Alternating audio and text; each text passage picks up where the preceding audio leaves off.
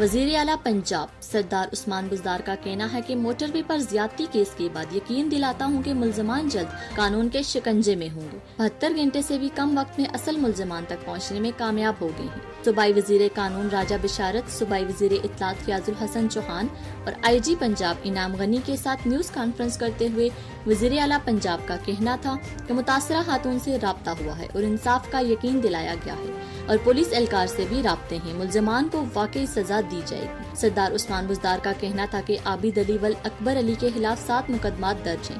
وقار علی 14 دن پہلے ہی ضمانت پر رہا ہو کر آیا ہے۔ میڈیا تسلی رکھے کہ اس کیس کے ملزمان بھی گرفتار ہوں گے۔ ان کا کہنا تھا کہ یقین دلاتا ہوں کہ ملزمان جلد قانون کے شکنجے میں ہوں گے۔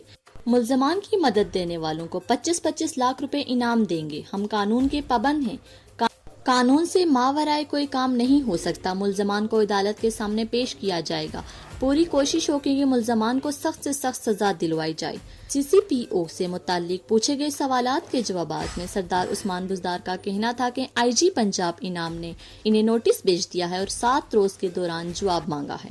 اس موقع پر آئی جی پنجاب انعام غنی نے مرکزی ملزم عابد علی وقار الحسن کی تصاویر سوشل میڈیا پر پیش کر دی۔ انعام غنی کا کہنا تھا کہ نادرا سمیت دیگر اہم اداروں کے ساتھ رابطے میں